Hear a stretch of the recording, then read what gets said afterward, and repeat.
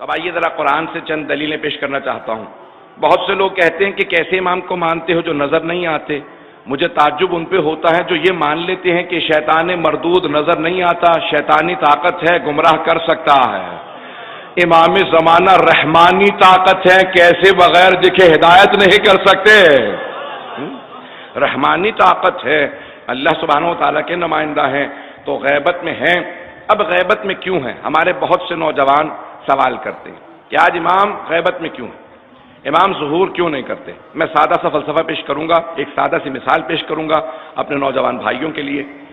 آج یہ روشنی آپ دیکھ رہے ہیں، جو اسٹریٹ لائٹس ہیں، یہ جتنی بھی یہاں پہ روشنیاں ہیں، چراغاں ہے، لائٹ، اسٹریٹ لائٹ، یہ میونسپیلٹی لگاتی ہے، لوکل کاؤنسل ہوتی ہے، مختلف نام ہیں، انہوں نے ایک لائٹ لگا دی۔ کچھ، اب میں اصطلاحات جو استعمال کروں گا غور سے سنیے گا، کچھ نادان لوگ آئے، انہوں نے اس بلب کو، لائٹ کو توڑ دیا، تو میونسپیلٹی کہے گی کہ بھئی یہ ایک لائٹ توڑ دی گئی ہے، اس کی جگہ ایک اور لائٹ لگا دی جائے۔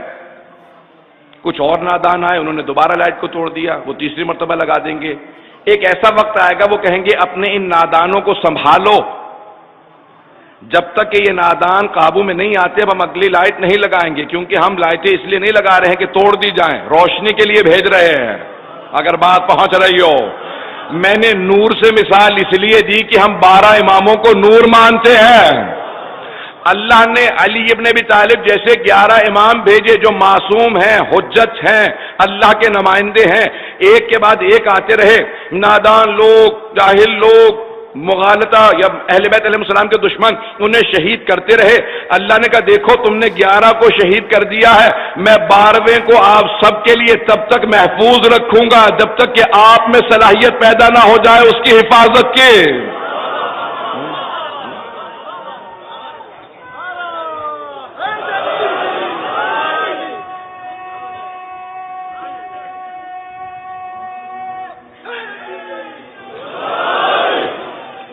میں جب تک اسے غیبت میں رکھوں گا جب تک کہ لوگ تیار نہ ہو جائیں اس کی حفاظت کے لیے۔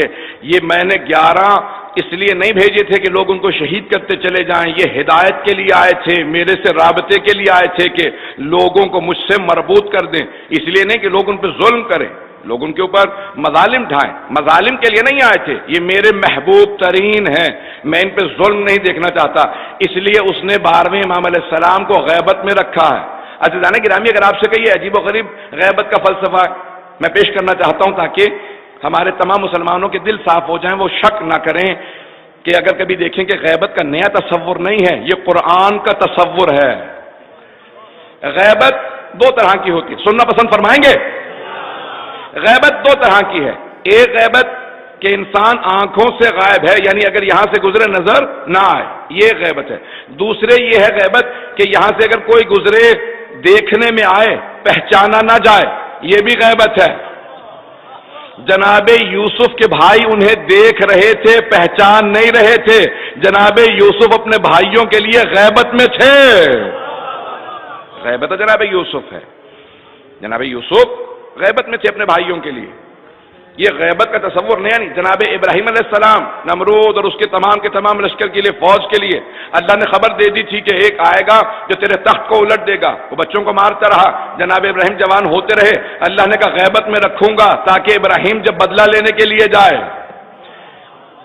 یہی جناب موسیٰ کے لیے ہے، جناب موسیٰ کو کہا کہ آپ کو میں حفاظت میں رکھوں گا، فرعون کے دربار میں پل رہے تھے، دیکھ بھی رہا تھا، پہچان نہیں رہا تھا، یہ وہی ہے جو میرا تخت الٹ دے گا۔ آج کی ساری جتنی بھی ظالم دنیا کی حکومتیں ہیں وہ سمجھ رہی ہیں، آج ہمارے سے زیادہ عقیدہ ان ظالم ممالک کا ہے جو دیکھ چکے ہیں کہ حق اہل بیت ہی کے ماننے والوں کے پاس ہے۔ سنیں گے، میں بات کو آگے بڑھانا چاہتا ہوں۔ امام علیہ السلام کا جو نظام ہے اس کو سمجھنا بہت ضروری ہے، غیبت کے نظام کو۔ بہت سے انبیاء غیبت میں رہیں اور انتظار کرتے رہیں، انتظار کوئی نیا فلسفہ نہیں ہے، کوئی نیا کانسیپٹ نہیں ہے، کوئی نیا نظریہ نہیں ہے، انتظار کا۔ فانتظروا انا معکم من المنتظرین، سورہ ہود کی آیت ہے، انتظار کرو ہم بھی آپ لوگوں کے ساتھ انتظار کرنے والوں میں ہیں، سورہ ہود کی آیت ہے۔ کتنے انبیاء خبر دیتے رہے، اور آج سارے مسلمانوں کا نظریہ ہے کہ حضرت عیسیٰ زندہ ہیں، جناب عیسیٰ زندہ ہیں، آسمان پہ اٹھا لیے گئے، چلیں آپ کہیں گے نہیں وہ تو آسمان پہ اٹھا لیے گئے اس لیے زندہ ہیں، تو جناب خضر زندہ ہیں، وہ زمین پہ موجود ہیں، جناب موسیٰ سے پہلے سے موجود ہیں، جناب موسیٰ سے پہلے سے موجود ہیں اور آج تک غائب ہیں، آنکھوں سے اوجھل ہیں۔ قرآن کا ماننے والا لمبی زندگی کا انکار نہیں کر سکتا۔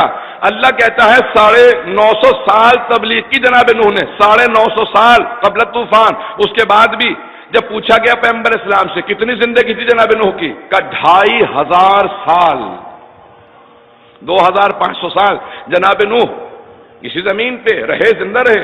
کتنے اور انبیاء سے متعلق ملتا ہے جناب، ایک اور میں یہاں پہ جلدی سے اشارہ کر کے آگے بڑھوں گا، جناب عزیر قرآن کی روح سے انہوں نے سوال کیا، رب کیف تحیی الموتیٰ، پروردگارہ مردوں کو تو کیسے زندہ کرتا؟